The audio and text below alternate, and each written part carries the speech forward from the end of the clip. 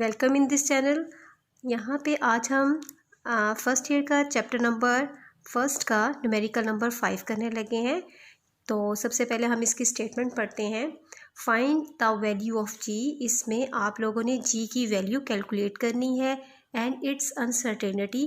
जो हम जी की वैल्यू कैलकुलेट करेंगे वो 100% एक्यूरेट नहीं होगी, बल्कि उसमें कुछ ना कुछ अनसर्टेनिटी है। तो आप लोगों ने वैल्यू ऑफ जी भी फाइंड करनी है और अनसर्टेनिटी भी फाइंड करनी है, और बाद में इस अनसर्टेनिटी को आंसर में प्लस माइनस करना है, तो जिसकी वजह से आपका आंसर एक्यूरेट हो जाएगा। तो हमारे पास यहाँ पे हमें पता है कि टाइम पीरियड का फार्मूला क्या होता है सिंपल पेंडुलम में। तो T = 2π√L/G from the following. हमारे पास जो मेजरमेंट है, जो हमारे पास गिवन डाटा है, वो ये है कि जो सिंपल पेंडुलम है उसकी लेंथ हमें कितनी गिवन है, 100 सेंटीमीटर। ये सेंटीमीटर में है तो आप इसे स्टूडेंट्स मीटर में कन्वर्ट कर लेंगे। टाइम फॉर 20 वाइब्रेशन, 20 वाइब्रेशन के लिए 40.2 इसका क्या है, सेकेंड इसका टाइम है। Length was measured by metre scale. अब जो हमने लेंथ को मेजर करने के लिए इंस्ट्रूमेंट यूज़ किया है वो हमारा पास मीटर रॉड है। तो उसका हमें पता है जो लीस्ट काउंट होता है वो कितना होता है, 1 मिलीमीटर होता है। और टाइम को हमने स्टॉप वॉच से मेजर किया है और उसका लीस्ट काउंट 0.1 सेकेंड है। तो ये तो स्टूडेंट्स इसका गिवन डाटा है।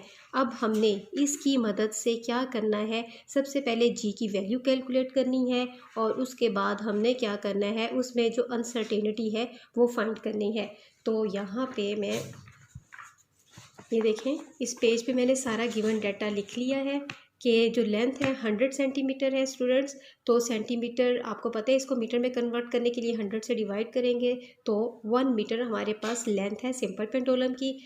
टाइम 20 वाइब्रेशन के लिए 40.2 सेकेंड है, ये 20 वाइब्रेशन के लिए है। तो आप लोगों ने 1 वाइब्रेशन के लिए करना है, तो टाइम पीरियड क्या होगा, 1 वाइब्रेशन के लिए करेंगे तो इस टी को 20 से डिवाइड कर देंगे। जब इस टी को 20 से डिवाइड करेंगे तो एक वाइब्रेशन के लिए जो टाइम होगा वो कितना होगा, 2.01 सेकेंड होगा। तो यहाँ पे देखें आपके पास क्या है, टाइम 1 वाइब्रेशन के लिए 2.01 सेकेंड है। लीस्ट काउंट मीटर रॉड का क्या है, 1 मिलीमीटर। अगर मीटर में कन्वर्ट करें तो हमें पता है 1000 से डिवाइड करेंगे तो 0.001 मीटर इसका लीस्ट काउंट हो जाएगा। इसी तरह अगर स्टॉप वॉच का लीस्ट काउंट देखें तो वो भी हमें पता चल गया, 0.1 सेकेंड है।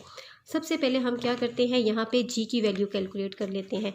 तो हमारे पास फार्मूला क्या है, T = 2π√L/G।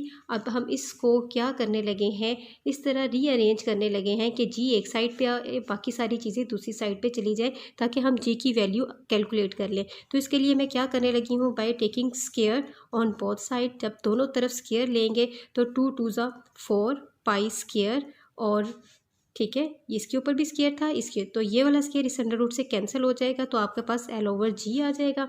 अब ये जी इधर डिवाइड हो रहा है, दूसरी साइड पे जाके मल्टीप्लाई हो जाएगा और यहाँ पे टी स्क्वायर हम ले आते हैं। इसको हमने इस तरह रीअरेंज किया है कि हमारे पास यहाँ पे जी सेपरेट हो जाए। ठीक है स्टूडेंट, अब हमने यहाँ पे जी वाला फार्मूला ड्राइव कर लिया। अब हम सोल्यूशन करने लगे हैं।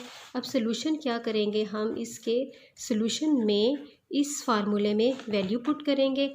तो वैल्यू हमारे पास क्या है, जी 4 पाई की वैल्यू हमें पता है 3.14 का स्क्वायर, और एल हमें गिवन है 1 मीटर, टी कितना गिवन है 2.01 का स्क्वायर।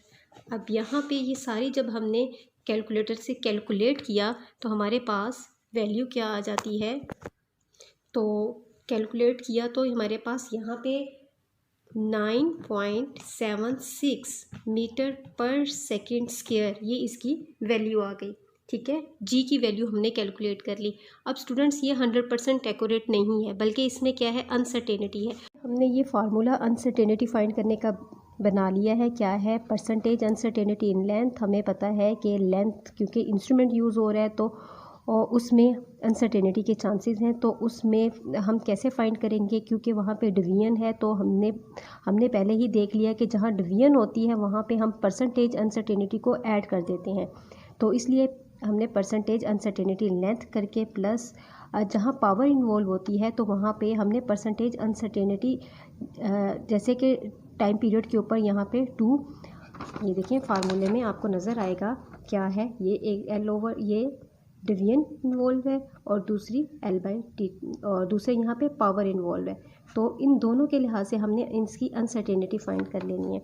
तो percentage uncertainty in time period को 2 से मल्टीप्लाई कर देंगे। अब ये फाइंड करने के लिए हमने क्या करना है, एक और बात आप लोगों ने याद रखनी है कि यहाँ पे टाइम पीरियड भी इन्वॉल्व है और हमने देखा था कि जब अनसर्टेनिटी टाइम वाले एक्सपेरिमेंट्स में होती है तो उसमें हम क्या करते हैं, लीस्ट काउंट को नंबर ऑफ़ वाइब्रेशंस से डिवाइड कर देते हैं। इस तरह हमें अनसर्टेनिटी फाइंड हो जाती है, जस्ट अनसर्टेनिटी।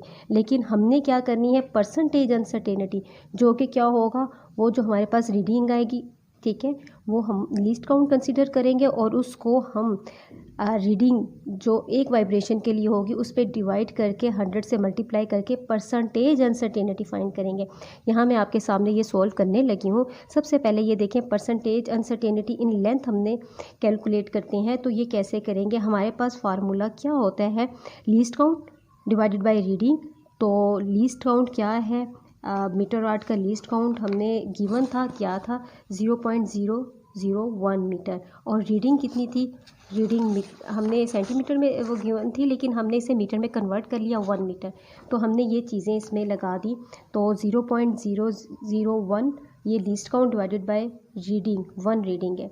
तो अब हमने क्या किया, इस पॉइंट को ख़त्म करके ये वो वाला 1 लगाया, ठीक है, और 1 2 3 तो 3 0 लगा दिए। ये 2 0 इस 2 0 से कैंसिल हो जाएंगे और हमारे पास 1/10 रह जाएगा, 1/10% रह जाएगा। तो परसेंटेज अनसर्टेनिटी किसके बराबर आ गई, 0.1%। अब हमने क्या करना है, हमने सबसे पहले अनसर्टेनिटी फाइंड करनी है टाइम के अंदर। क्या करनी है, अनसर्टेनिटी टाइम में फाइंड कर लेनी है, जो क्या होगी, least count divided by number of vibration. ठीक है स्टूडेंट्स, तो हमारे पास लीस्ट काउंट स्टॉपवॉच का क्या है, वो भी गिवन है, वो 0.1 है। और नंबर ऑफ़ वाइब्रेशन कितनी वाइब्रेशंस के लिए था, 20 वाइब्रेशंस के लिए था, डिवाइड कर लिया। इस तरह हमारे पास क्या आ जाता है आंसर, 0.005। अगर आप इसको डिवाइड करें कैलकुलेटर से तो ये आपके पास 0.05 सेकेंड। ये अनसर्टेनिटी, ये परसेंटेज अनसर्टेनिटी नहीं है। परसेंटेज अनसर्टेनिटी अब हम फाइंड करने लगे हैं, ठीक है। परसेंटेज अनसर्टेनिटी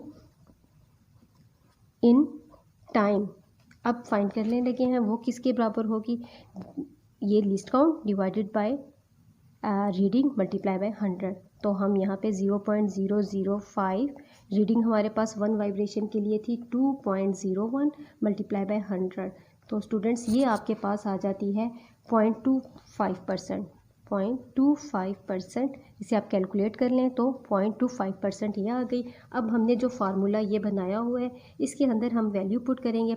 लेंथ में क्या है हमारे पास, ठीक है, तो लेंथ हमारे पास आई 0.1% प्लस 2 पावर का, और टाइम वाले में अनसर्टेनिटी कितनी फाइंड हुई, 0.25।